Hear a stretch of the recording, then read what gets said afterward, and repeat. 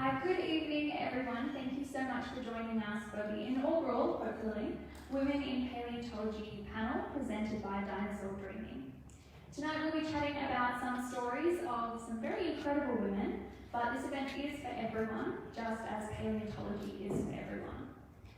I'd like to acknowledge the Bunurong people on whose lands that we work on and are residing on today. I pay my respects to elders past and present as well. For many of the fossil sites we have around Australia, First Nations people knew about these sites, and it was their care of country that has preserved them to this day for many people like us to be able to dig on and unearth. I'm Sally Hurst, and I will be your host for tonight's panel. I'm also a paleontologist and an archaeologist, and my research focuses on the interactions between humans, both ancient and modern, and fossils. Already getting crickets, that's awkward. I run the Found a Fossil project, which is an online website which provides information on what to do if you actually find a fossil or a First Nations artefact. And I'm a science communicator at the Australian Museum, and I go and dig up dinosaurs, and for the first time this week with the Dinosaur Dreaming team. If you've never heard of Dinosaur Dreaming, it is a Monash University and Museums Victoria partnership that continues to create partnerships with lots of local paleontologists and from around Australia to dig up dinosaurs and other Cretaceous fauna right here in Victoria and along the Inverloch coast. So we've been out digging the past 2 weeks, so if you do come down to places like Eagle's Nest or Flat Rocks or Twin Reefs, you might see us there and you can ask all of your questions about different fossils and dinosaurs. So tonight I'm joined by 4 amazing paleontologists who will be answering some questions about this very fun career in paleontology that we all get to share in. And we're highlighting this because today is International Day of Women and Girls in Science, and for a long time many women were not able to study science or paleontology. So today we decided to raise up those voices, and if you've never had a role model or met a paleontologist, now you will be meeting quite a number from around Australia. So let me introduce you to our panel. At the end we have Doris Seegets-Villiers, yes? And she is originally from Germany, and after realising that geophysics wasn't at all what she wanted to study at university, she changed to do geology and worked in limestones in the Austrian Alps. As part of a work experience component of her degree, she worked with Pat Vicker-Rich, who was our second panellist, as well as Leslie Cool, who runs our Dinosaur Dreaming digs, and she moved to Australia to work on her PhD on the Flat Rock site here in Inverloch, to look at the sediments, analysing spores and pollen, as well as bone modification of the fossils. And fun fact, Doris also has a dinosaur named after her. Our second panellist is Pat Vicker-Rich. Now, I first became aware of Pat when I used to work at the Dinosaur Museum in Canberra. We used to do tours around the museum with a very small Australian dinosaur section, and more than half of the dinosaurs in that section have been named by Pat. So she even has a dinosaur named after her daughter, and went and found another dinosaur and named it after her son. Pat grew up on a farm in California in the US. She had started a museum in her bedroom from quite an early age, and she went on to be the first person in her family to go to university. She started in medical sciences and instead shifted to paleontology. She did a PhD on fossil birds from Australia, which led to her moving here, and she's had an incredible career with research spanning many topics, from the dinosaurs of Victoria to the Cambrian invertebrates of Namibia in Africa. She was a founding member of Dinosaur Dreaming all the way back in the 1980s, and even attended some of these digs with a baby strapped to her back. So no doubt she will have many stories to share with us. Our next panellist is Alyssa Fjeld, and she is also originally from the US, where she studied geology and biology at Tennessee, before moving to Macquarie University in Sydney, which is where I met her for her Masters of Research. And Alyssa's research focuses on animals which are much older than dinosaurs, and includes invertebrates from the Cambrian, so over 500 million years old, which she often refers to as her bug children. She's now doing a PhD at Monash University and focusing on growth patterns in early arthropods. She loves science communication, which has led to her becoming a co-host of the Fossils and Fiction podcast, and has even done stand-up comedy gigs about her research for the Melbourne Comedy Festival. And our last panellist is the lovely Adele Pentland, and she is an expert in Australian pterosaurs, which are the flying reptiles that lived at the same time as dinosaurs, but they are not dinosaurs. Adele is very cool because she has actually named 2 different species of pterosaurs before she's even finished her PhD. One of them is named Ferrodraco, which means iron dragon, and Haluskia, which means sea phantom. So she definitely wins the competition for coolest fossil names. Adele has worked with the Dinosaur Dream team for a number of years, as well as at the Australian Age of Dinosaurs Museum up in Winton. She is the creator and host of the Pals in Palaeo podcast, where you can learn all about Australian paleontologists, their pathways, and the cool fossils that they get to work on. And most recently, she's been named as one of Science and Technology Australia's Superstars of STEM, which aims to smash gender assumptions about what a scientist can look like. So if you ever had the notion that paleontology was just for old men in lab coats, hopefully our diverse panel will prove you wrong today. For tonight's panel, I'll be asking a few questions of our panellists, and later on we will open the floor to questions from our audience as well as online. Jake's keeping an eye on the live stream. Now, I will say if you do have some questions about Victorian dinosaurs generally, we'll see what we can do about answering them, but if you come back on Saturday, we will be having another free event where we'll be bringing some of our rocks which have fossils in them.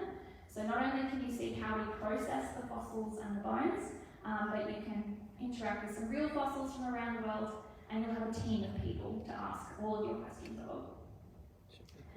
So I'm going to come down here and join the conversation. So for our lovely panel to start, can you tell me, why did you choose a career in paleontology? Was there a catalyst? Was there a moment of inspiration that led you to going, this is what I want to do? Yeah, okay. So, do you need the mic? Oh, can you hear me without the mic? No, we need the mic, please. You need the mic? Yes. I can't see. Sorry, I need fortification, I can't see. Oh, there we go. There we go. Fortified. Fortified, thank you. So I went, when I was at school, we did a few weeks of geology, and one of the things we did was plate tectonics, and I was really quite interested in how the plates move, and that's why I wanted to do geophysics. But then I figured out that I actually couldn't do the math. But then I thought maybe if I start off with geology, I can sort of weasel my way in. But unfortunately, the math didn't improve, so I just couldn't. So I stuck with geology, and then I met an Australian guy whom I actually married in the end, and we moved out to Australia. And I'd done work experience. Part of the degree in Germany is that you have to do work experience. So I came to Australia for the first time in 1990. I met Leslie, whom I worked for in the Palaeo lab, and I met you, of course, because you instigated the whole lot. It's her fault. And Mary and a few other people at Monash. And when I moved over to Australia in '97, there was Andre and myself, and he said to both of us, why don't you do a PhD for me? And we both sort of had the discussion, and we said, oh, if you do one, I do one. And so I went back and forth, and we both did a PhD for that. And that's basically it. So that's how I ended up in paleontology. Great, thank there you. You go. Who? Do you want me to do this? Yes, please. Sorry. Well, I grew up on a farm in California, and I was driving tractors by the time I was 5. Yeah, maybe. And it was great because it was a farm where we produced most everything that we ate. We also went clamming, we went fishing, we went hunting, we did all of this, and so we were very independent.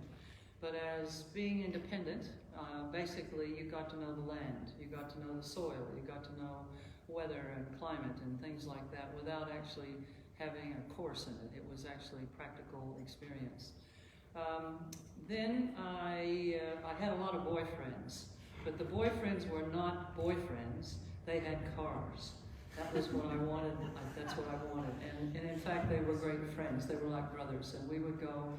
Kettleman Hills was very near us, and it had a lot of stuff that was Cenozoic, so within the last 20 or 30 million years. And I started doing that when I was in high school. But I also, even before that, I had an uncle who was a boat builder, and he asked me if I wanted to have him build me a dollhouse. And I did, and it was a big one. I mean, it was as big as probably this stage. It was, or half this stage. And he came over to see what I had in the dollhouse, expecting dolls and, you know, a refrigerator, etc. And he looked in, and I had lots and lots of shelves, and there were tons and tons of glass bottles on it, and they were full of insects. And that's how I got really into science, through insects. So I went through high school, had very good teachers, and then it was time to go to university. Now, I would be the first one in my family for generations that even thought it was worthwhile going to university. And my parents had to sell their house, they had to sell a car that they just bought, and we all moved to Berkeley, where I went to UC Berkeley. And things, I went in as a medical student, I had 3 years of medical training, and then I met this fella down there in the front seat, and also, that's Tom. There also was a very, very good paleontologist there called Reuben Arthur Sturton. And so I thought, well, I'll go and, you know, with this guy, and I'll take a look at this course. And when I went through this course, I decided I didn't want to be a doctor. I really wanted to be a paleontologist. And from there, I came through Berkeley, went to Columbia, and got a Fulbright after my Columbia to come down here to Australia, working on what I'd done my PhD on, which was fossil birds, as you said. And I decided, you know what? I want to be here. I don't want to be there. And that's how I got here. Thank you. Quite simply, I wasn't smart enough to get into vet science. So if you ask me when I was a kid, Adele, what do you want to be when you grow up? From ages 4 until 18, it was vet. I loved animals, but I loved learning about them.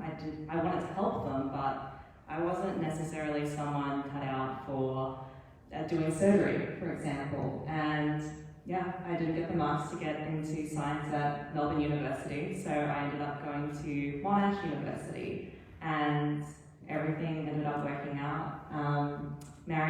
Dr. Marian Anderson, who has also been with us on the deck this week. She convinced me as an undergrad student to do geology as an elective, and it really opened up my eyes in terms of what I wanted to do. For a while I was tossing up geophysics, but I can't think in 3 dimensions. I need to really practice and learn anatomy. But yeah, I have Marion to blame / thank Dr. Chris Mays as well.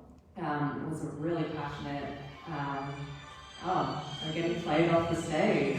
This is very exciting. I don't know if this is better or worse than the cricket. Okay, I'll try and line this up. So yeah, I've just had some incredible teachers, and again, I didn't have the best marks to get into a PhD, and yeah, Pat and my other supervisor, Dr. Pat, had every faith in me that I could basically learn what I didn't know, and I have them to thank, and I try my hardest every day, no matter what it is, whether it's fieldwork, whether it's writing a paper, because they have so much faith in me, and that really helped me have faith in myself. Fortunately, I had a stock whip, and and we got her moving. Wow, those were a lot more powerful stories. Nobody sold a farm for my education.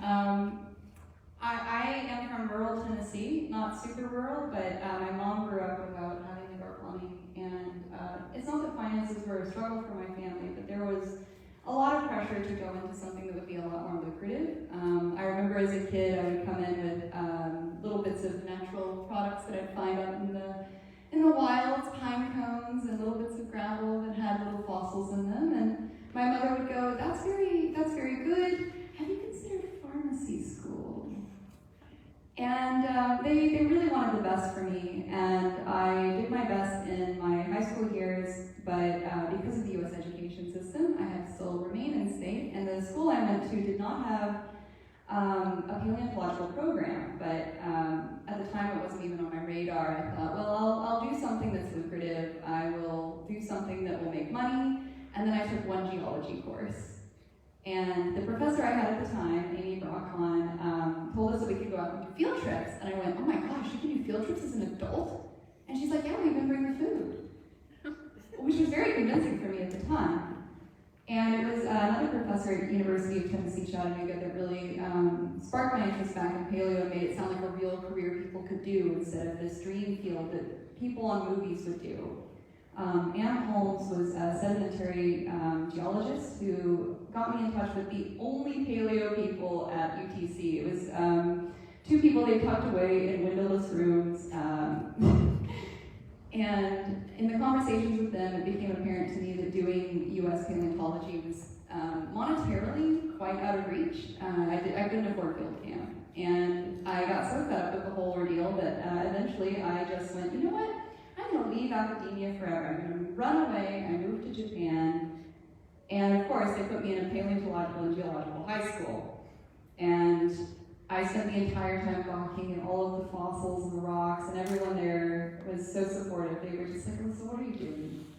You love this, go do it. And most of them happened to be Australian, so they encouraged me to apply to schools in Australia. Glenn Brock, the supervisor shared with Sally, took a chance on me, and nobody's kicked me out yet. That's been my journey. We'll keep you instead. I guess for me as well, and this is a point I want to echo off Adele's, is that I think a lot of young girls are often told, science is for boys, it's not for us. And even if it seems like you're not smart enough to do something, I think it's really nice to see that even if you didn't get the marks, there is still a pathway into this field for you. And that goes for pretty much any university course. There are always pathways there for you, even if you don't know about them yet. I think for my own pathway, I grew up in a very small rural town. There was 65 kids in my entire primary school. I was one of two girls in my Year 6 class. Even through high school, we had science classes that were cancelled because we didn't have enough students. And I never had met a real scientist until I moved away to university. So I think as well it's really important that it's hard to be what you can't see, but that doesn't mean there isn't a pathway into that field for you. Okay, for this next question, I want to ask, what is your favourite part of the job versus your least favourite part? Who wants to go first? You seem ready. You seem ready to go. I seem ready to go. Okay, I'm gonna show my recent biases, which is I've been in the field and I'm back on the beach, and it's incredible. It's absolutely amazing to watch people pull out these fossils and they haven't seen the light of day in millions of years. You're the first people to see it. It is absolutely thrilling. Some people might be a little bit sick of seeing more of the same over and over again, but I think it's a wonderful problem to have. There's nothing worse than being on a dinosaur dig and not really finding much. So for me, I absolutely love fieldwork. I've been very fortunate. I've helped run dinosaur digs. I've done more than 30 weeks of fieldwork. I've had the opportunity to go to Brazil to find fossils over there and met some incredible people. So fieldwork is one of my favorite things, and one of my least favorite things is, again, this is my recent bias showing, reviewing other people's papers. Everyone upstairs has heard me complaining about this. So when you're an expert, or when people think that you're an expert, they ask you to peer review and read someone's paper their scientific article before it goes live to the rest of the world. And that in itself is a big opportunity to, again, be one of the first people to hear about an incredible specimen. However, it can be a bit of a slog, and the way the publishers work is that they can ask quite a lot of us. They can ask you to accept an invitation to review something within 48 hours, and they might expect a 7-day turnaround, which is really difficult to manage when you're doing fieldwork, or if you have teaching commitments, or want to have a healthy work-life balance. So that can be a little bit difficult to navigate, and a lot of people have heard me complaining about this week. Sorry guys. Sorry everyone.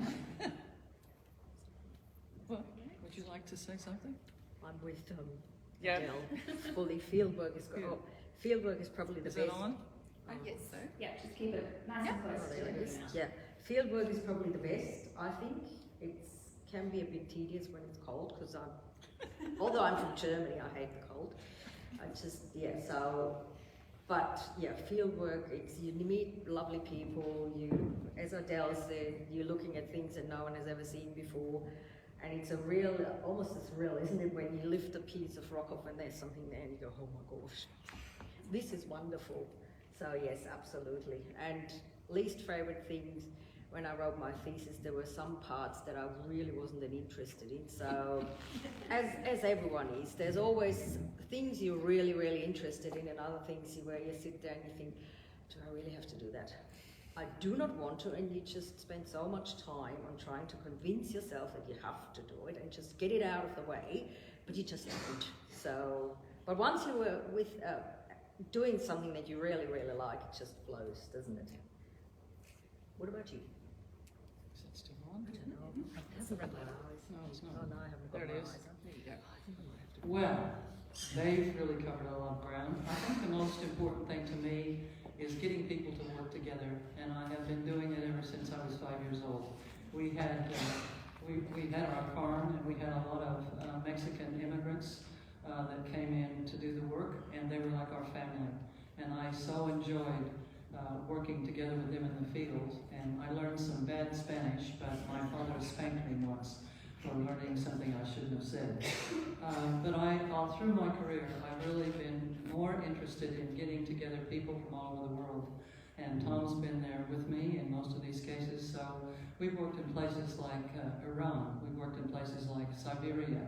We worked in one of the places I really enjoyed was Saudi Arabia, because there all of the women that were locals had their traditional dress. But because we had a man called who was in the head of the Geological Survey, I was treated like neutral, and I was able to lead expeditions there. To me, that was one of the most exciting things that we did. But we still have a number of people from all over the world that I coordinate, and we're working on the Precambrian, which is a fantastic time when life really changed from something that we would not have recognized at all to something that looked a little bit more like what we would recognize, like trilobites and brachiopods and things like that. So I think my main thing in my life, whether it be science, whether it be medicine, whether it be farming, was getting together a whole bunch of people that normally wouldn't get together and getting them to work together.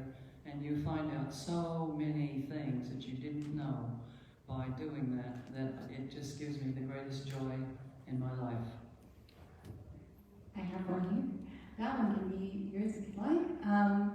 I think those are all amazing points, and I think one of the things I also really enjoyed about fieldwork, just to cop off your answers, was I think there's something really powerful in science when we're able to tangibly actually go out and touch the science. It's something that I find very difficult to relate to in fields that are more theoretical, like mathematics or chemistry. Sometimes you can see the chemistry, but in geology and paleontology, you get a fully hands-on experience. You're climbing on the rocks, you're licking the rocks in some instances, you're able to take something out of the ground and show it to the people around you, and regardless of the linguistic barriers, you're able to then say, this is this thing, we found this, it's this old, it's this creature, it's telling us something about natural history, and people can just look at that and see for themselves just how powerful the ground beneath their feet can be. And it's something that you can go all around the world and engage with.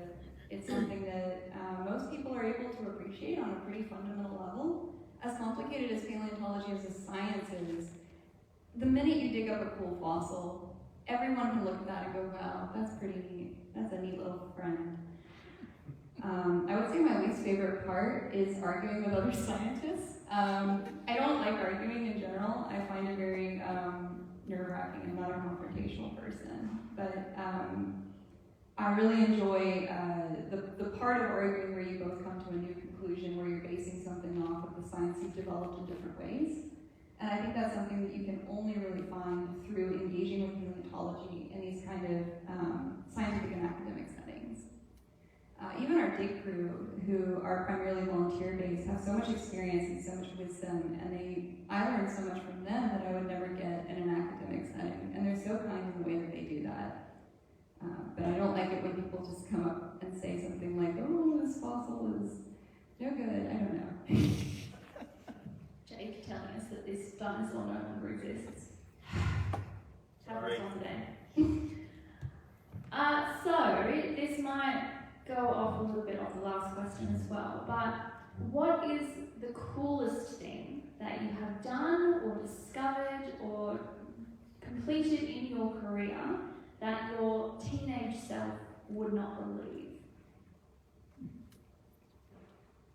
You want to start? Want to be sure it's red. I think I just hit it, yeah. There we There go. we go.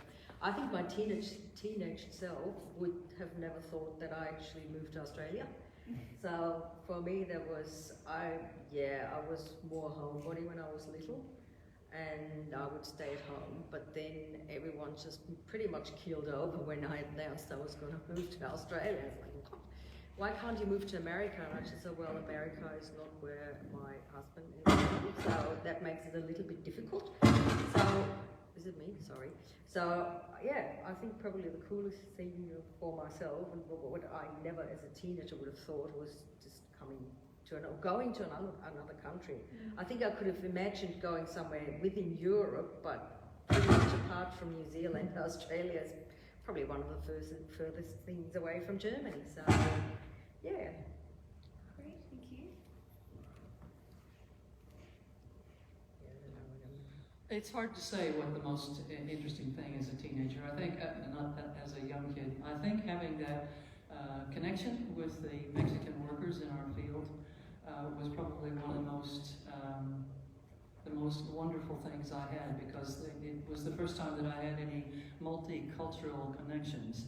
The other thing was that growing up on a farm, one of the things you find is that people really cooperate with each other.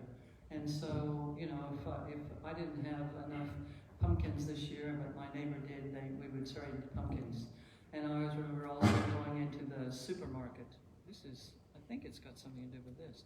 Going into the, quote, supermarket that would have been about the size of this stage.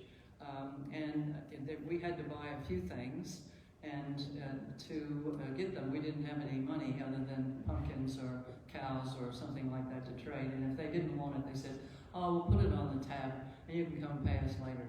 Those are the kinds of human interactions that I think shaped my life, and I still feel that's a good way to do it. So those were things that stood out in my early years. I think for me, if my teenage self could see what I do now, I think the thing that would stand out the most is how much I love it. I love doing this more than anything else. I think I would be a shell of my former self if I couldn't do this. Knowing that I have something that I care so deeply about that I'm half good at, depending on who you ask. I think it's just that, because I think when I was a kid, I didn't really have much of a vision of how my life would pan out, or as I mentioned before, I didn't get into vet science and things were sort of like up in limbo. But having found it now, I think, that's it. I think one of the things that I guess always stood out to me as a teenager growing up in Appalachia were the different formations that were around our city. There are these massive sandstone. They're technically plateaus, we call them mountains because please let us have this. And the plateaus have these fantastic layers in them that span from the Carboniferous down through the Paleozoic, which are periods of hundreds of millions of years old. And you would find the fossils everywhere. In gravel, you just see them in the building blocks around our city. And they always felt so mysterious to me. They always felt like this opaque thing that couldn't be deciphered. And it blew me away that there were people who could just go outside, look at a mountain, and know exactly what was going on. And I don't think I'm that good, but being able to read the landscape in that way is something that I never thought I would be able to do, and that teenage me would be geeking out quite hard about. Those are all very inspirational answers. I'm going to give a different one.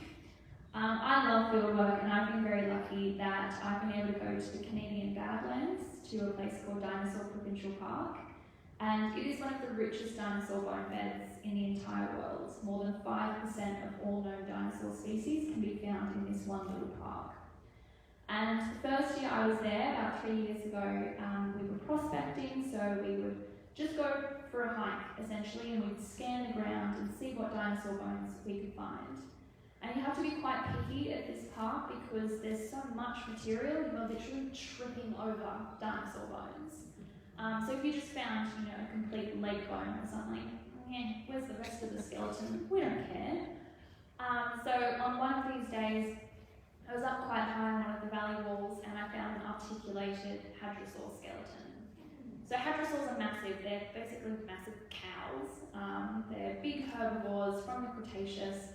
And this particular one, it was a juvenile, so it had articulated leg bones, pelvis, ribs, arms, everything. But when I sort of called my supervisors over going, oh my god, I've just found a dinosaur, is this the next thing we're going to dig up? They have such a high quality of dinosaur specimens there, they go, oh, it's missing a few bones, this one's a bit eroded, and we don't think the skull is going to be there. So, no, we're just going to leave it there. We've got about 6 better ones in the museum that we can prepare. So, best part of the job, finding a dinosaur. Worst part of the job, having to leave it there. I'm going to do one more question and then I'm going to open up to the audience. So, get your thinking caps on about what you might want to ask. But for all of you, what was a challenge that you have faced as a woman working in paleontology? And have you seen an improvement from, when you first started as a student to where you are now? Want to start there? No, I I have to think about that one, sorry. I have to think Oh, of you have to think Do you about want me it. to select some? Yeah, if you're ready to I'll go, let you let's go go. for it. I can, well, I would say even just now, you can see, if you go to any of the female paleontologists' social media pages, you'll see some people that comment some not so great things that are not so inspiring. And those are the kinds of comments that I think a lot of young women face when they begin their journey in paleontology. There's a lot of, as Sally says, discouragement. I personally didn't experience too much of that, but I had a lot of male classmates that, oh, is that hammer too heavy for you? Are you sure you're going to be okay? That kind of stuff. Like, coming from a place of concern, but a place of concern that really underestimates your abilities in the field. And I would say that mostly what I see is discouragement from parents in settings where young girls start to show an interest. I used to work at a natural science museum, and I love those children dearly, but a lot of the parents that would come through, if the kids were looking at the dinosaurs, it's all very like, that's not going to make you any money. We don't have dinosaurs here, honey. That sort of stuff. And I think with the rise of the internet and a global network of people that can now communicate with each other, you can see not only that dinosaurs are accessible to people, but that it's possible for you to meet the scientists that study them, and it's possible for you to form these connections and learn how to interact with them, how to go out and do this work yourself. And I think that's been really inspiring. I think, especially in Australia, we have so much more support now than we used to for young women that are interested in paleontology. Partially because people like Pat and Adele and Doris will kick down doors until it's possible. Thank you. Will that work? Yeah. Are you ready? No, Would you that's like? all right, go ahead. Okay. I remembered something with the last question. So, as you were talking, I was like, oh no, I didn't take my answer. Has anyone played or heard of the game Animal Crossing? It's a fun, cute little game where you dig up fossils and you can like fill up a museum and stuff. And in the early games, you have to send them away. And I remember, I think I might have been 12 playing the GameCube version, thinking, oh my gosh, imagine what a superpower that would be to look at a fossil and know what it is. I can do that. And yes, I have something really special that commemorates that. But yes, in terms of difficulties or challenges within the field, I hadn't remembered quite a few of these experiences. Maybe it was rose-tinted glasses, maybe it was just because I'm a bit of an optimist and I'll focus on silver linings instead. Because when I looked back at my undergrad and my honours degree, all I could think about were the people that helped me. There was a PhD candidate at the time, shout out Prudence Perry, who would offer to go through my literature review for me and give me feedback, and was just a big proponent. But then we also had someone in our lab who I went into the field with, and I had painted my nails hot pink, and he had a catty comment about it. And I used to wear, and I still wear, big fun earrings, and I remember he came up to me, no joke, and he like pulled on my earring like that.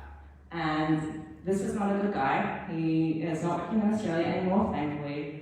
But again, I am so fortunate in that I've had Pat as my supervisor, Dr. Steve Pat, who's like a massive ally, and I'm also in a lab led by Professor Cleety Grice, another kick-ass woman. So yeah, I've just been really fortunate that I've been surrounded by good people and I've been able to focus on the good rather than the bad. You ready? Oh, I guess so. Don't be too enthusiastic. It is on. Yeah. I just can't. It's on. It's on. It's on? There Yeah. we go. Okay. The challenges for me, it's probably very personal because I'm, as most of you know, I'm quite short. So when you go on field trips with people that are 6 foot something, and you have to climb up some mountains in Austria, you do 5 steps and they do 1. So you are the one that always runs after everyone else because you're just too short to do the big steps. So that was probably one of the biggest challenges for me, trying to keep up. And then people, again, because I was so short, always thought, oh, she can't do it. And I just thought, just get a life, really. I can, and I will, and I did. So it's really people, when you, as I said, personally, so as short as I am, they just always think you're just not capable of anything, pretty much. So maybe it's my generation, it's very much possible. But yeah, that was probably one of the biggest hurdles that I ever have to overcome. I haven't grown, so anyway. You're just the right size. Not when you go up to Is that still 1,000. working? Yeah. Okay. I think for me, growing up on a farm was the best thing in the world. Because, as I said, working with the Mexican immigrants, they were just like my family. The other thing that my father taught me how to do very well was to cuss. And because I could cuss, if I got into any situation, sometimes if you're the only female in an oil company or something like that, and you're out in the field, and somebody starts doing things they shouldn't do, and you cuss at them, you get over it and you become their friends. So cussing helps a lot. I would highly recommend that. And I can give people some good lessons in it. Do short courses? Yeah, I do All short parents courses. watching That would be will fun. to hear. Also learning how to shoot, even do, it was, we were very careful. My father was very careful with the guns that we had. The ammunition was in one place, the guns were in another place, they were locked up. We knew how to use them. The trends that have gone on in the US were very much not there when I was growing up as a child. And there were a few instances where having a shotgun was quite a healthy thing to have. I never felt like I was alone because I was called a tomboy. And because of that, I just felt like one of the group if I was out with a bunch of guys. And like I said, my boyfriends, the reason they were boy friends was because they had vehicles and they could get me to the sites that I wanted to go to. But they were like brothers. And so I never had a feeling of any kind of discrimination my whole life. If I saw someone that felt that way, that was a girl. I got on her side and basically we fixed that up real quick. My cussing helped a lot. So that's where I come from. And I think I'm a very lucky person to have grown up in the kind of environment that I did, because I never felt there was any discrimination against me just because I was a girl. Great, thank you. I will now open it up, so does anyone in the audience have a question that they would like to ask one or all of our panellists? Leslie? One of the criticisms of becoming a paleontologist is the lack of jobs at the end of reaching your PhD. I was wondering if the panel could comment on that. I mean, I'm going to start because I don't have a PhD. So in terms of job security, I'm quite lucky that I'm in more so the science communication space than the naming dinosaurs and other fossils space. And so I don't specifically need a PhD, but it means that I can bounce around lots of different jobs. So I currently work as an educator at the Australian Museum. I work doing exhibitions for the science faculty at Macquarie University. I run my own public speaking and outreach business. I'm a found fossil. So I've been quite lucky that a PhD hasn't been a barrier because I don't have one. What about you guys? One piece of advice I got while I was teaching in Japan was to, as soon as you arrive at a new location, be very vocal with the people around you about what you enjoy and what you want to do. And if you like looking at fossils, oftentimes, if you just talk to enough people and express that interest, eventually you will find the people in that community that have opportunities for you. Even if it's not a stable career at first, you never know what the inroad could be that leads you to that career. So many of the wonderful people that work with Dinosaur Dreaming as volunteers have way more experience than I'll ever get in my lifetime, and none of them have to have PhDs or have gone through the traditional academic inroads to do that. I guess my answer is that if you find paleontology fascinating and you work really hard and you're good to the people around you, the roads will find you. But maybe that's me being very optimistic because I haven't finished my PhD yet and I want to live in a fantasy. It's on. It is. It just doesn't. One of the things I remember most was when Tom, my husband, went for a job at the Museum Victoria. And he had a PhD, but on the other hand, the man who was interviewing him said, "Oh, you don't need a PhD for this job. As long as you have a master's degree, it's fine." But I agree with what she was saying. I mean, if you're in and you're doing things that you enjoy, a lot of times you can get around the degrees that are necessary. And so I would just say, do what you really want to do. Again, money has not been high on my list of having to have money, and I don't think any of us is that we don't want to have millions of dollars coming in. We want enough to survive. And if that means taking some strange ways of getting to work on what you want to work on, I would say go for it. You want to do? Well, if you want. Yeah, there you go. So this question hits a little close to home because I meant to finish my PhD this year. And honestly, it is a bit scary. Pat is very excited and very happy that I will finally be finished. But it is a little bit scary knowing that there are people that are 10 years ahead of me and they're, one of my supervisors and they don't have a permanent position. But I mean, I worked, so I didn't mention this before, but for the past 7 years, I worked on a 32,500 acre sheep and cattle station. I might not look like it, and I often got those kind of comments, especially when I lived in a town of about 1,000 people, and I was one of the few people of colour as well. But again, I loved doing paleontology so much, I was just happy to make it work. So I'm sure that I will find some sort of way to still be involved and to still juggle and do what I love, because again, I'm not super motivated by money. If I can still have some money saved to go to an international conference and do field work elsewhere, then that's all good. And if you need me to bring my stock whip to get you your job, I will do that. Okay, great. You can come in with me to my job interviews. That'll go down a tree. So I did my PhD when I was quite old, and I finished when I was in Malta. So, and I had 2 kids in between, and yeah, which was great, but it also slows you down, because until you have kids, you just don't know how much work it is. So anyway, when I finished, my kids were still quite young, and I felt like I should probably not try to move somewhere where they're here and I'm over there. So, but I think I did the easy cop out, because in a way I'm still doing paleontology at the dig, so really I couldn't get it, or I haven't got a job as a paleontologist, but I'm still doing what I like, so I guess it's sort of still a win-win.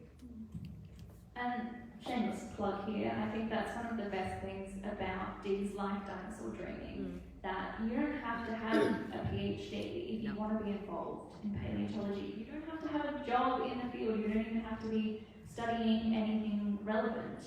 We could have, a businessman who has an actual job that makes real money, wouldn't know what that's like, who is doing that and then comes to these digs on the side. I think especially with fieldwork, so much of it is volunteer driven. I know most of the casual jobs that I only have them to be able to pay for my dinosaur digs overseas.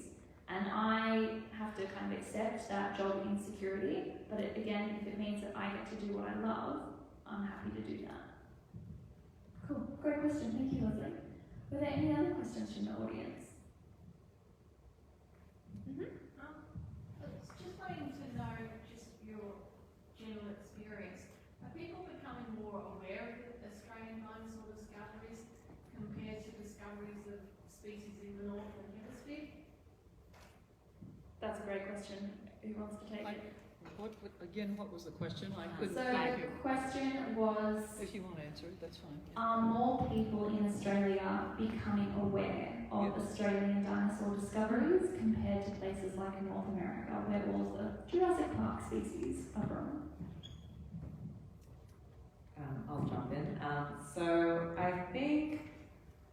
I hope yes, but it's a little bit difficult to gauge, especially when there's, say, a lot of hype around a T-Rex being on display or a Triceratops being on display, and maybe not as much emphasis on the Australian dinosaurs that are found. And I also had the unfortunate experience of going to a general science conference, talking to a professor in engineering, I believe, and she said to me, "Oh, we have dinosaurs in Australia." And it took a lot of self-restraint to not just put my head between my knees and start screaming. Because again, this is just my universe, like everything revolves around dinosaurs, isn't that just how everyone feels all the time? But I've gotten to help Doris with some outreach stuff, and it is wonderful meeting kids who do know the names of the Australian dinosaurs, and they're really passionate, and it's great to see their enthusiasm, and also think that maybe some of these kids, if they continue to be passionate and engaged with it and love science, that they might be discovering things that I could only have dreamed of finding here in Australia. Just to add to that, one of the things Tom and I do, we've published thousands of copies of the dinosaurs on our doorstep, and that's what we do for giving each other a Christmas present. Every time we go into a restaurant or we go someplace, we have them in our backpack, and we hand them out, particularly to locals, because I find that the tourists know more about our Australian dinosaurs than the locals. And so I really quite enjoy giving these things out, and I usually also keep a few things like claws or some other kind of dinosaur stuff from around here. And if somebody is really, really interested, I'll give them that as well. I really enjoy Jeanette, you having the stuff in the info center, that the RACV has also got an exhibition that we put in there. And I think that's blah, blah, blah. We just have to keep telling people about it. And a lot of times they look so surprised and they look so glad that you told them that it makes us want to keep doing this the rest of our lives. I don't think anybody has ever been sad to learn there are more dinosaurs in the world. And I think you're living in an excellent time for that kind of outreach at a global scale. It's never been easier to just type in, does Australia have dinosaurs, and find amazing images of the finds that people like our crew are making. And it also helps that recent shows like Prehistoric Planet have brought some attention to international dinosaurs. I'm gonna put my foot in it and say there's some Australian dinosaurs. Nope. Oh. Next episode, we'll put a word in. Next episode. But there have also been specials like the ABC Megafauna documentary that talked about different things that have been alive besides dinosaurs in Australia, and I think that sort of stuff has raised awareness of Australia as a paleontologically important place. It's also important to indoctrinate the youth, so every time I go home, I bring my nieces and nephews Australian dinosaur books. You gotta get them done. I think as well the perception that, well, we've already dug up all the dinosaurs. We already know about T-Rex and Triceratops, or in Australia, things like Madawarosaurus. I think many people think that, well, we found all there is to find. But in, I think it was last year, in 2024, across the world, there were 47 new dinosaur species discovered or named. So that's almost 1 a week. So there are so many dinosaurs and fossils. We're just talking about dinosaurs. We haven't even scratched the surface of pterosaurs or weird Cambrian bugs.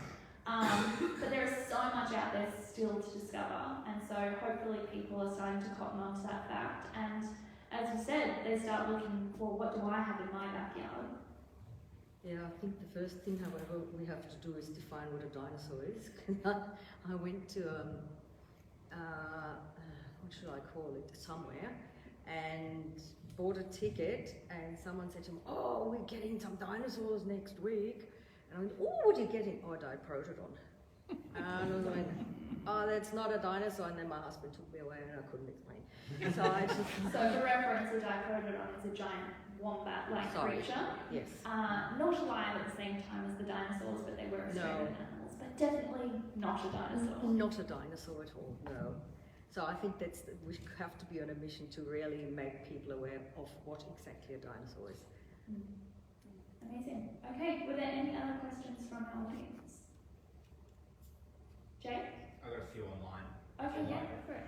Cool. First one we got from Tracy. Tracy would love to know your favourite fossil or fossil period. Ooh. Kick us off. Obviously, it's the Cambrian, the best. It is the origin point for major animal groups, and they were getting so weird with it.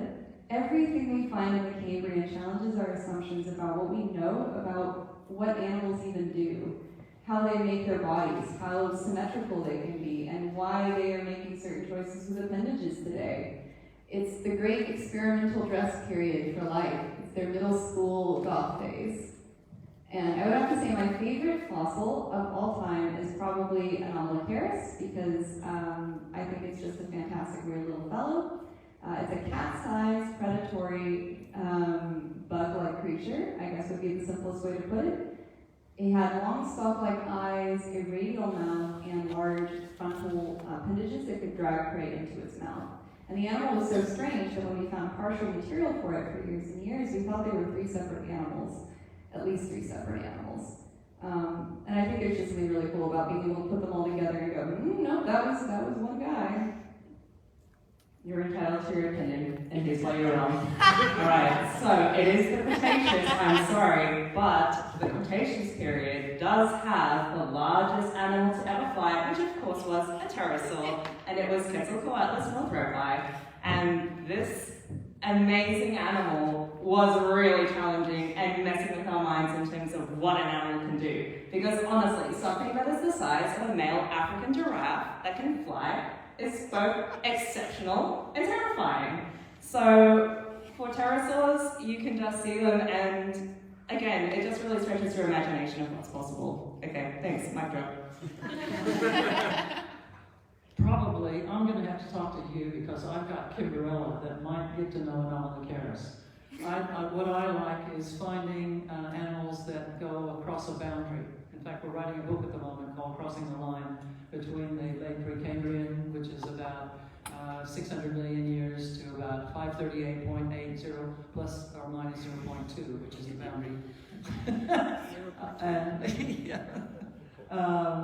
And I just love looking at all these things as things change.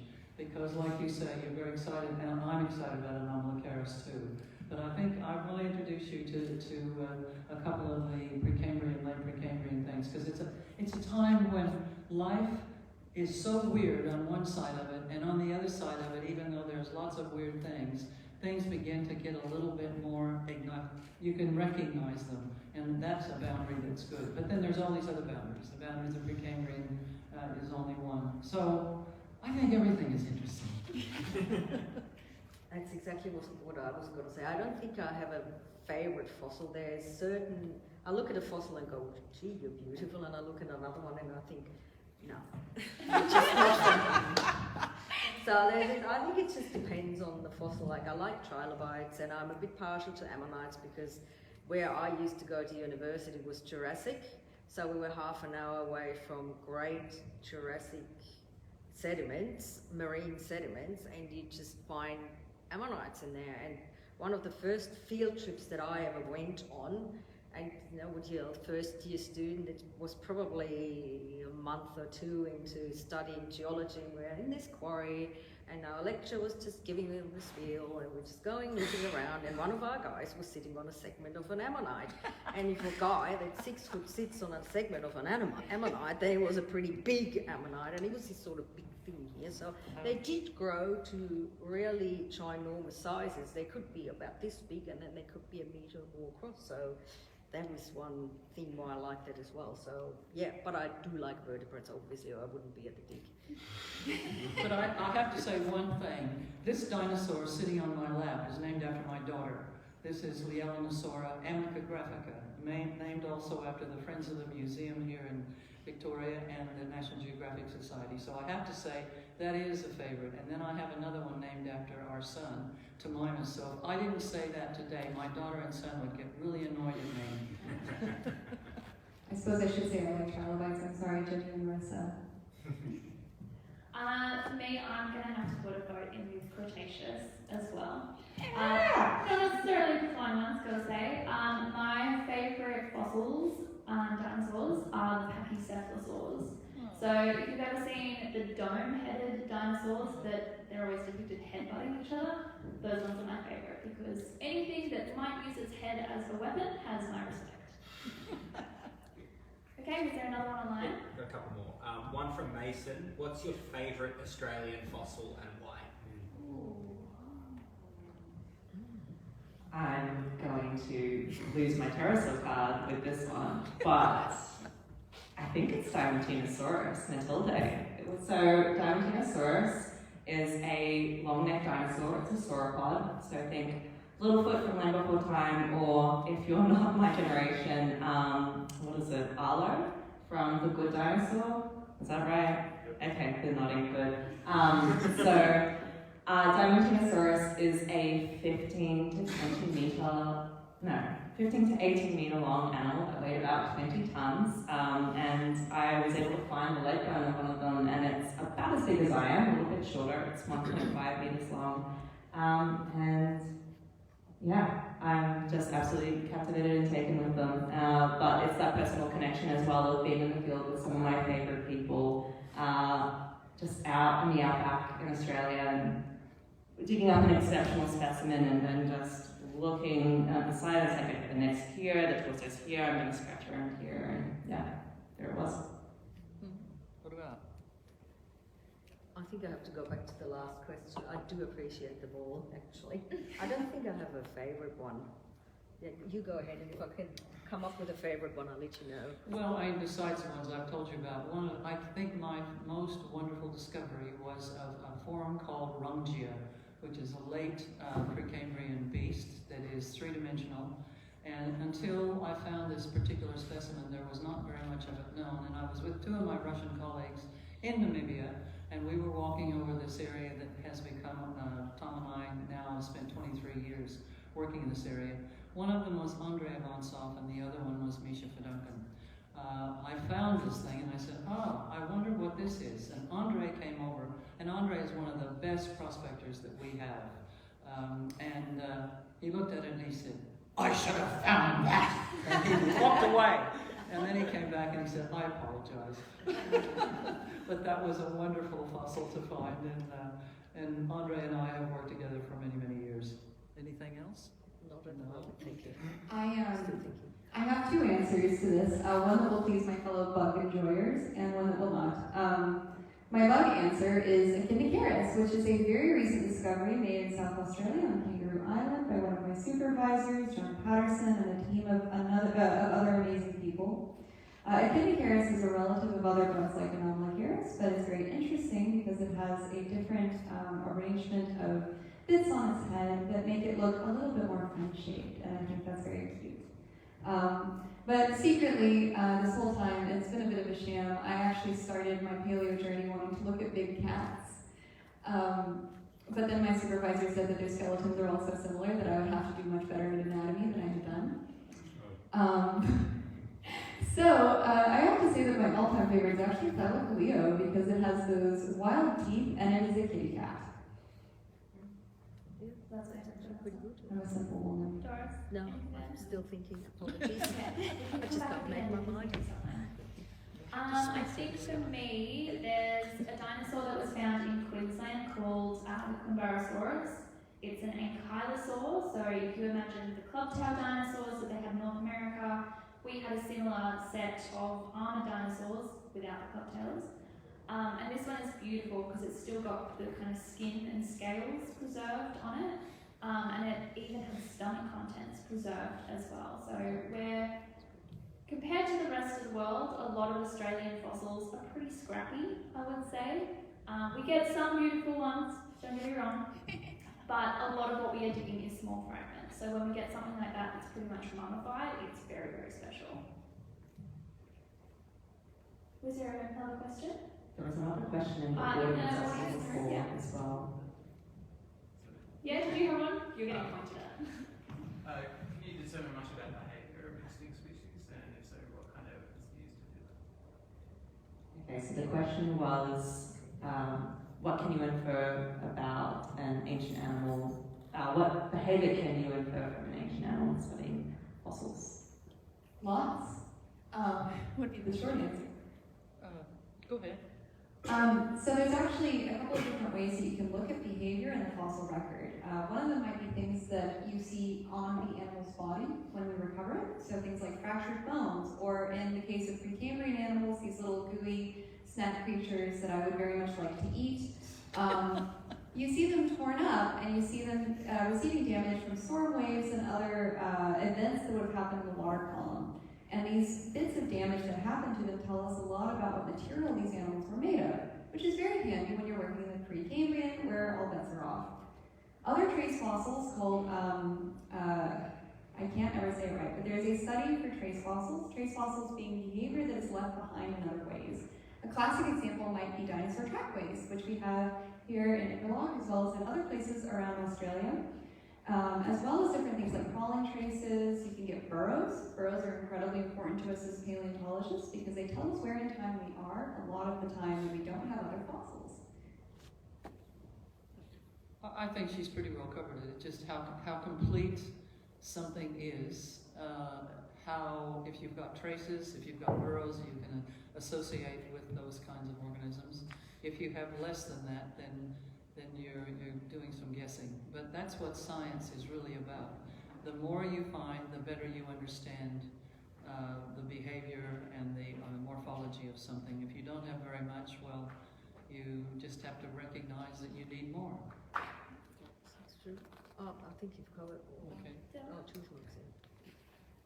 Just to bounce off of Alyssa's response about footprints, if you have a set of, if you have a trackway, so if you have a left, a right, a left, a right, what you can do is you can measure out the spacing between them. You can measure how tight a zigzag is, whether it's like a really big, wide zigzag, or if it's like very tight, and then, or like how frantic I suppose the pen movement would be if you imagine like a lie detector going or something like that. Sorry, I'm a very visual person. So by looking at those patterns, you can infer things like the hip height of the animal that left those tracks behind, which I think is always absolutely amazing, and to sort of walk in the footprints of that animal and think this is a living, breathing animal, because so often, in my experience, I've just worked with bones.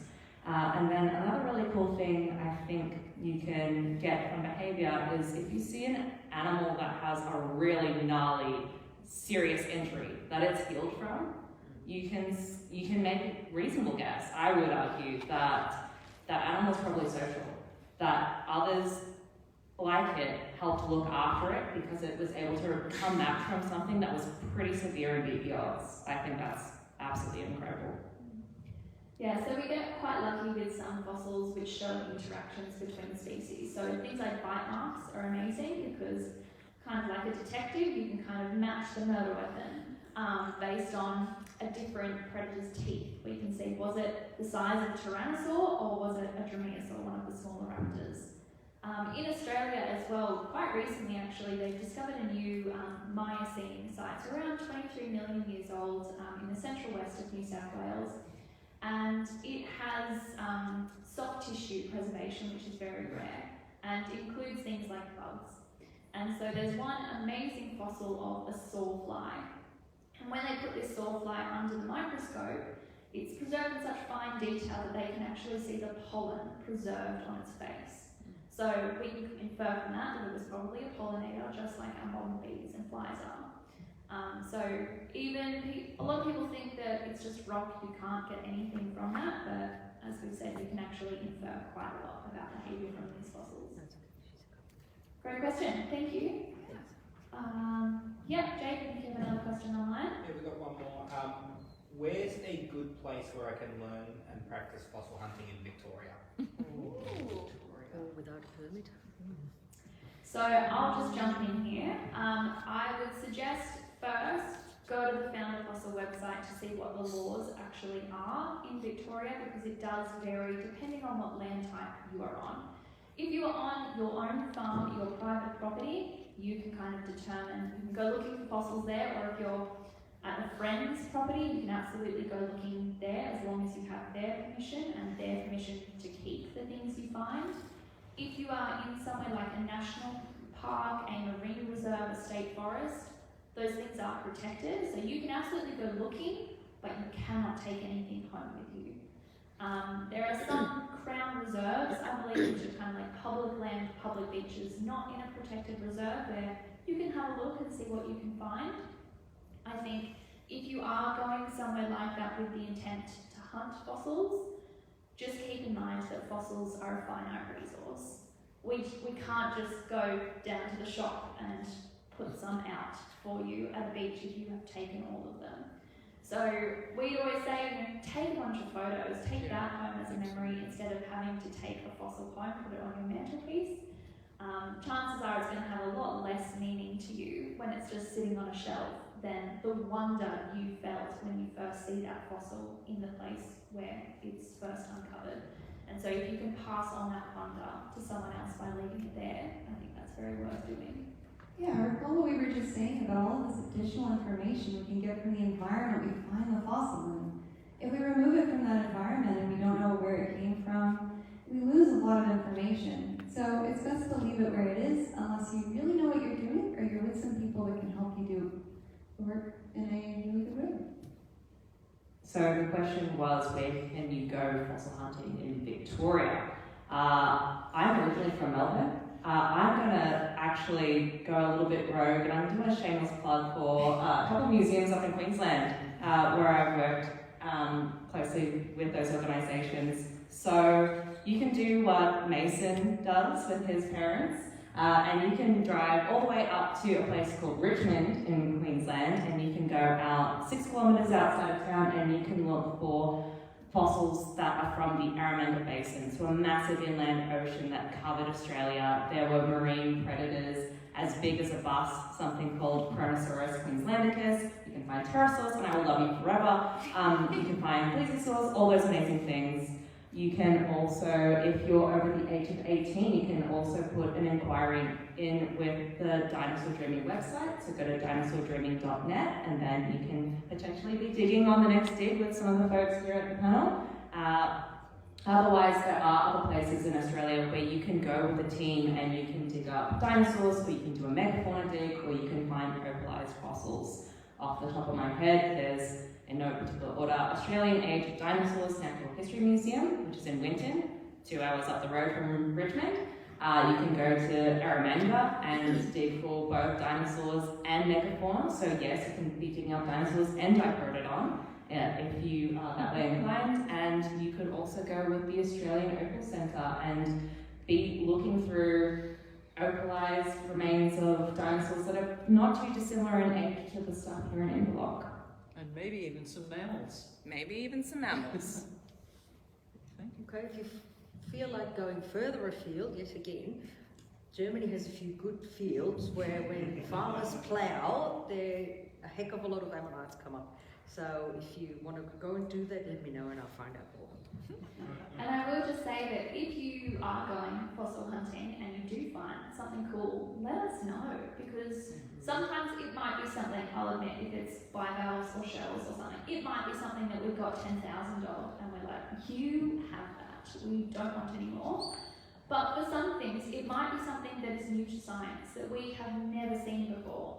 And we're not going to know unless you send us a photo or let us know about it.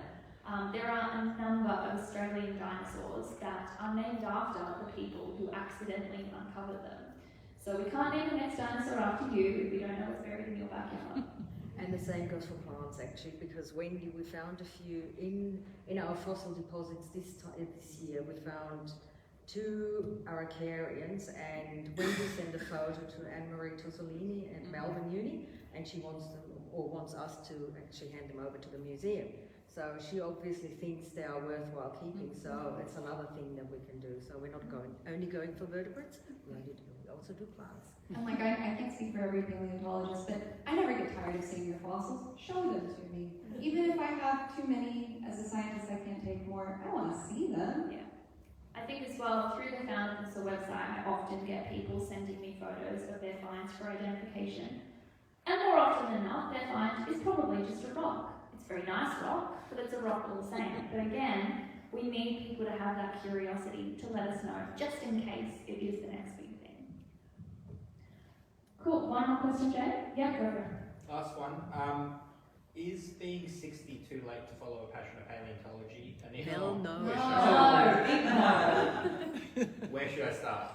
Can I just say that the oldest crew member we've got is 91? So really 62, yeah. You've got decades left. Exactly right. Yeah, in terms of where to start, I guess volunteering on something like one of our digs would probably be a great place to go. If you are maybe not so mobile, then start at a museum. Have a chat to the staff. I know many people at the Australian Museum where I work as volunteers are volunteers in the exhibitions or with a particular department with paleontology. And they might be in the back office taking photos and cataloguing our fossils, so you can still get hands-on experience even if it's not out in the field. Almost every town in the world that is of a substantial size will be within some distance of some kind of local museum. Your local museum might not have a specific focus on fossils, but a lot of them do have a component like that. It starts with reaching out to people in your own community and seeing what resources are available to you. The closer you are to the material you dig up, the more likely you are to go. One of the best papers I ever wrote was with a man who was 101, Paul Lawson, and he really was still there and doing work on the Cenozoic, so it's never too late. Thank you. I have one last question for our panel and then we'll wrap it up. Why do you think it's important that we have more female paleontologists and scientists? I don't know if it's necessarily about having more female paleontologists per se. If someone's non-binary, absolutely, come on board. I think what we need is more different ways of thinking, because if you're in an echo chamber with people that are like you are not equipped to do problem solving. What you need is diverse voices and experiences. Like, it's incredible that we have members of the panel who have come from overseas, who've worked in rural settings, and have those experiences and bring them with them. So it's not just about more women and girls, it's just about having all sorts of different people, all sorts of sexual orientation, sexuality, and races as well, religions, how you sort of, juggle being a scientist. You know, you might have to look to maybe someone like Charles Darwin to work out how you're going to navigate being of faith and then also being a scientist as well. But again, we don't want more of the same, we want more different. Like, I think Adele's making a really good point here. And it's also, if we're talking about getting more people of different backgrounds into paleontology, I mean, women are 50% of the world population. That's the first group that we could start being more inclusive towards just by majority stance. And I think it's also about making sure that we're making accommodations for people that men might not think about. I know more than a few people who have had surprise periods in the field with male supervisors that acted like they had just grown 2 heads. And if we can make the field more accessible for women, we can make the field more accessible for people with disabilities, people who are neurodiverse. I think it's a good foot in the door, but absolutely we need to make it more inclusive for people who are non-binary, people of different orientations, people of different races, all of that stuff. That's really good. I think one of the things that Tom and I have been lucky with is that we were able to take our kids from the time they were 9 months old into the field with us without all the rules and regulations that now overpower a lot of things. And that was great because both of them grew up and decided they didn't want to be paleontologists, but paleontology has been, and geology has been something very useful in their fields of anti-terrorism studies and for our son, and of looking at human rights for women and men. But a second thing is, and I think things are changing in this, is that very often when children come into the family, males don't get any parental time off, whereas females can. And I think that needs to be justified, because not only because it will give females a little bit more opportunity, but also will give the males a little bit more opportunity to learn something about their children. And so I think that's a law that could really be changed and encouraged, that would make sure that you had a mixture of people in the field. I think we've said it before, we don't only need more women in paleontology, it's generally science. Because again, as we said before, girls are often told, oh, you can't do it because you're a girl, and they believe it. And it's, I think, biology and probably chemistry, they're all right, but if you go into things like physics or even sometimes earth sciences, it's just, they're not many women. And I think one of the problems is they're told, oh no, you're female, you can't do that. And I object to that, I must say. I think women, there are men that cannot do physics, and there are women that can't do physics, but there are a heck of a lot of women that can, but they're told they can't, and it's really all against them in a way. I mean, we've got brilliant female physicists, but yeah, we need more. I think we need to not necessarily make science compulsory for everyone until the very last day of schooling, but we need to encourage them and show them a way how they can be involved in science without being not female, basically. So and telling the stories. Sorry? And telling the stories of women in science as well, because we have always been here. I mean, Mary Anning is a really important figure in paleo, and she was doing that long before we got any recognition. It was the women of Florissant, Colorado that laid in front of the bulldozers that were coming to tear up the fossils. We've always been here, and it's just about recognizing that in a more formal way. We have to be there always. We better be. I think as well for me, more generally for science as well, I have a great friend who is an engineer, and she always says that we need women to be a voice in the room, because as you mentioned, sometimes men don't think of everything. For things like public bathrooms, a lot of the time if you go into a public bathroom as a woman, sometimes there will be a hook on the door for your handbag or somewhere to put your phone down. There'll be a little bit of extra space because if you've got a pram or if you've got kids, there's a lot going on. and there's bins there. And that doesn't always happen, and so often you can kind of pick which one was designed by a woman and which one was designed by a man. Same thing for seatbelts. Originally seatbelts were designed for men. They didn't accommodate to everything that women had.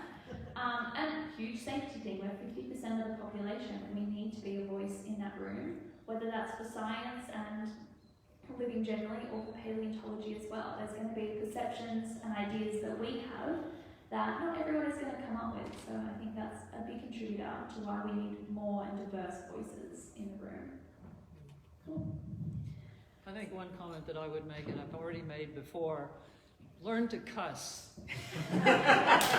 Because that really brings equality amidst it was. I love that. I never felt discriminated against in my entire life, because if somebody started doing that, I would just blah, blah, blah, blah. Thank you for finishing on that point. Did you have anything you wanted to add, Doris? Okay. Thanks. Well, I want to say a big thank you for joining us here tonight, as well as to any of the viewers online. I'd like to give a big thank you to Leslie Poole and Wendy White for trusting us to host this event for the first time, and hopefully it can continue into the future. Big thank you to Jeanette from the Visitor Centre for organising this venue for us. It's been really good. And thank you to our panellists for sharing all of your wisdom. As I mentioned at the beginning, we will be hosting another event on Saturday, so if you want to come and see how we process the rock and ask any other dinosaur questions you may have, we'll have a crew of us from the dig there to answer those.